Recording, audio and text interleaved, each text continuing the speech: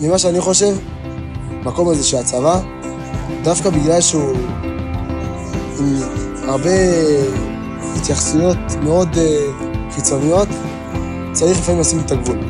והגבול מתחיל בטלפון. במקום הכי פרטי, הכי אישי שלך. מאיפה שאתה יכול להידרדר לכולם, ומאיפה שאתה מתחיל לעלות. דווקא שם. ובגלל זה אני חושב שהחסימה חייבת להתחיל דווקא משם. כי אם זה לא יהיה שם, זה מוריד את הצבא שלנו לרמות שפל ודרדור מוסרי. לסיים את הטלפון. הייתי מ"כ בגולני. איך שהגעתי לישיבה, שמעתי על תוכנית יזים בקדושה. באמת לא חשבתי פעמיים, שמעתי על זה, דבר הזה מאוד חשוב.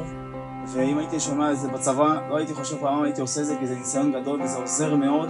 וזה רק עושה לבן אדם ומעלה אותו. באמת, מאחל לכם שיהיה לכם בהצלחה ולא לחשוב פעמיים. מי שיכול שיעשה את זה ישר. החשיבות של הסינון בטלפון היא חשיבות מהותית, היא חשיבות קריטית דווקא להיותך בצבא.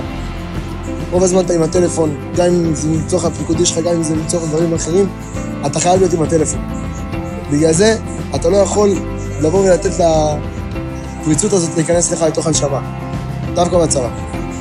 לכן, הכי חשוב, לפני גיוס, בגיוס, אפילו לקראת סוף הצבא, לא משנה מתי אתה נמצא, והיה מחנך קדוש. שלום, אני תעביין בגלל סצמחנים עוד מעט.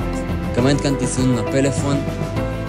ממליץ לכולנו להצטרף, כי דווקא בצבא שיש לך את כל הרוח הלחימה וכל... אתה נמצא בתוך החממה שלך, בישיבה, ועוזר מאוד. הצבא צריך להיות קדוש. חלק מהבעיה המחנך הקדוש זה היותנו צבא קודש, צבא קדושה. אם לא והיה מחנך הקדוש, ושם מאחריך. הקדוש ברוך הוא לא איתנו לא במלחמות ולא בדברים שאנחנו רוצים להגן על עם ישראל. שלום, שמי מאור אלזה, מתגייס לחטיבת הצנחנים במרץ, בעזרת השם, במרץ, תשפיע על כולם, בעזרת השם, כל אחד ואחד יהיה לו סינון בפלאפון, כי זה דבר מאוד מאוד מאוד מאוד חשוב.